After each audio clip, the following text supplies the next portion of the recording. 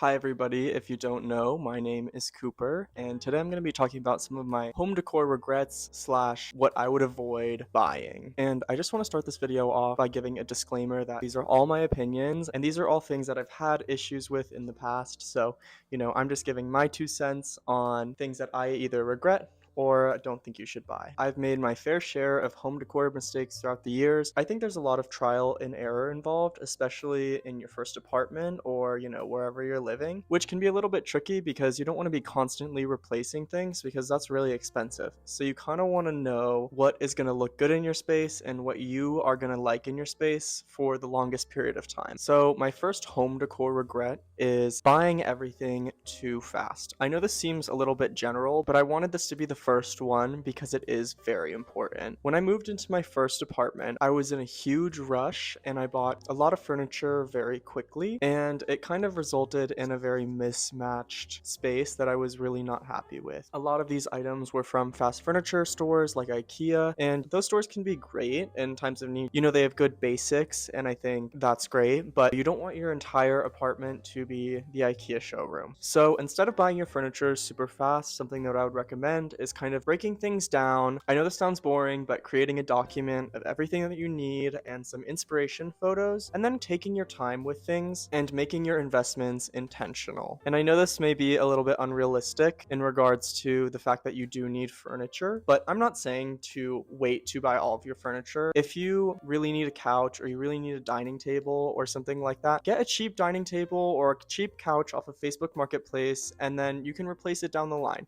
All I'm saying is you don't want to go right off the bat and spend a ton of money on furniture. This will make your space feel a lot more cohesive, and it will also feel a lot more homey because the pieces will be collected through time. Something I also think people don't think about in this situation is that a lot of the times if you're living in an apartment or a house or, whatever, you have a limited amount of space. And if you go and you purchase a bunch of stuff for your dwelling right off the bat, it is going to fill up really fast. And then what are you going to do down the line when you are, I don't know, traveling somewhere and you see something at like a market and would want to take home?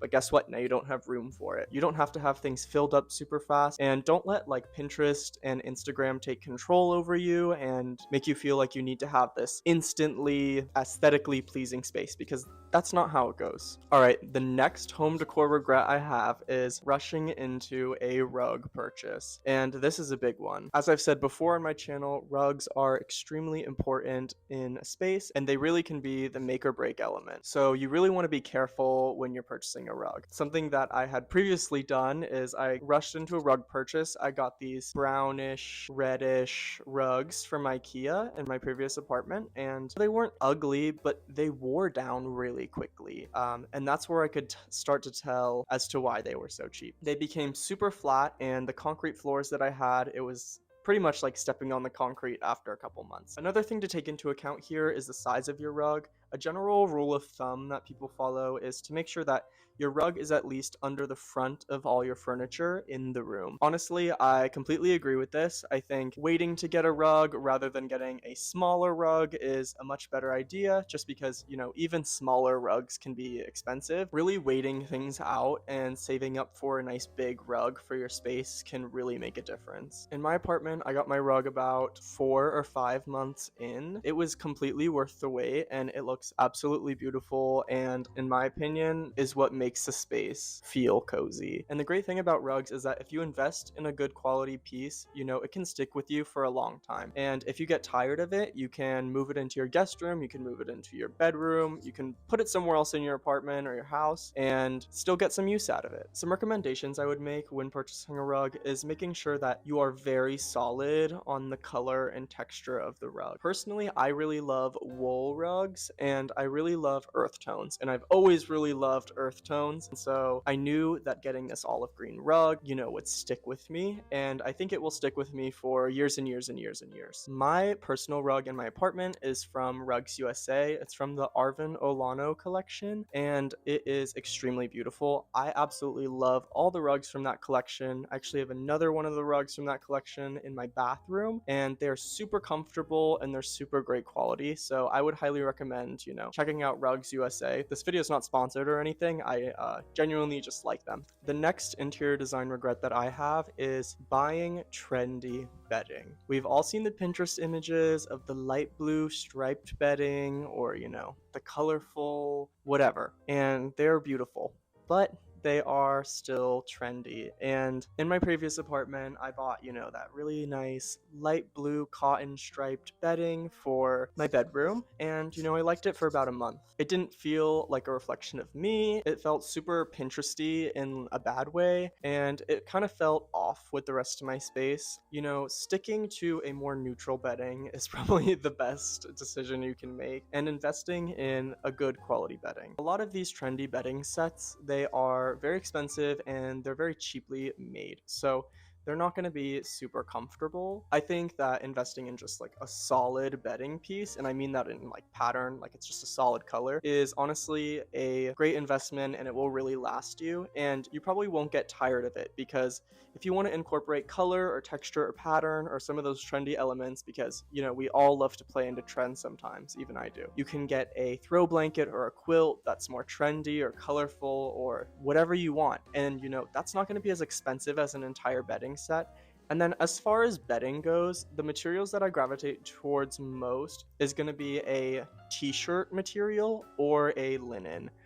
Personally, linen is definitely my favorite, and some companies that make bedding that I really like are Zara Home, Brooklinen, Tekla is also really great if you have a higher budget. And something else I think people get wrong a lot, this is kind of a little bit of an interior design secret, is if you get a duvet, you want to buy an insert that's 1 or 2 sizes larger than the bed size you actually have. This creates for this really like fluffy, soft look that you see a lot in advertisements, and it will make your bed feel 1,000 times more comfortable. I've had friends and family get a standard duvet and duvet cover that's the same size as their bed, and they're like, why isn't it as fluffy as it looked online, or this or that? That is the reason. So you want to get a larger duvet insert than you have a duvet cover. So in my bedroom, I have a full-size bed, so I have a queen size duvet cover and a California king size duvet insert. The next home decor regret that I have is getting a sectional or L-shaped couch. And I know this may sound a little bit controversial because they are pretty comfortable, but they honestly spatially just don't work. I think getting a modular couch is great because you can mix it up and move it around, but a sectional or, an L-shaped couch is definitely not my favorite. It creates a lot of issues if you ever want to move or rearrange your furniture. Honestly, don't feel like it ever looks as good as you think it will. In my last apartment, I had this mid-century modern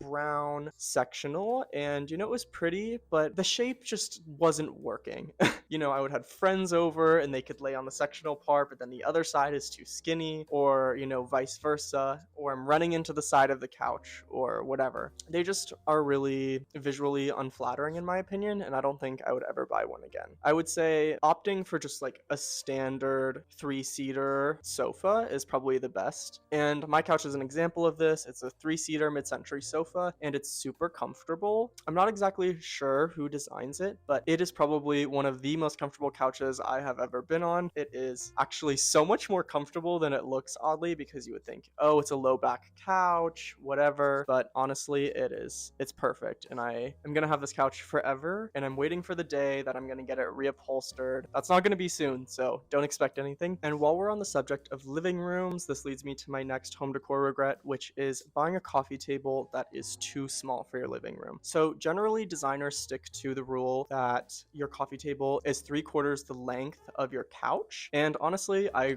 agree with this as well. I think it usually looks the most visually appealing, and it just flows the best in general. I also think making sure that your coffee table height is correct as well. You definitely don't want to have a coffee table that's too high or low, so your guests aren't having to reach super far for whatever they want to get. I would say measuring your coffee table against the seat of your couch and making sure it's about 2 to 4 inches shorter than your couch seat. And so the last thing I wanted to talk about is in regards to having plants in your house. And I've talked a little bit about this before, but just being very intentional with what you have and where you put it. A big regret of mine is, getting too many tiny plants and then having them all be in the same place.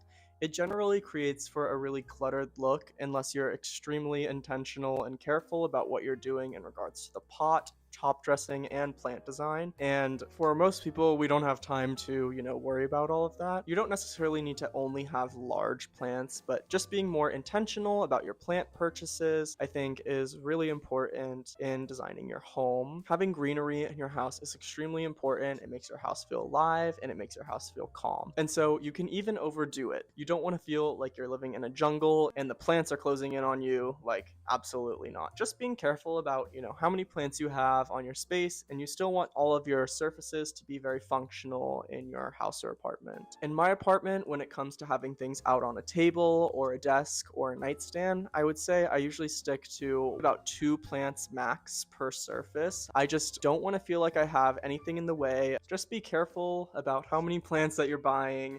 I know it's easy to get sucked down the rabbit hole and all that. And my last home decor regret is more of a tip, but that's going to be making your space functional for cleaning. I think a lot of this gets overlooked, especially in interior design. You don't want it to be difficult to clean your house. You want it to be easy and seamless and not take a long period of time. And so you want to stick to, amount of decor and items that sit on the surface of a side table, a desk, or whatever, to a limit that is not overwhelming to take off when you need to clean it. I haven't showed you guys my kitchen before, but in my kitchen, it is super barren. I have very limited counter space, and so I don't keep much on my counter besides bowls of fruit and some olive oil and some salt. And that's all that I have for you guys today. Leave in the comments something that you've regret buying, because I definitely know that I'm not alone here.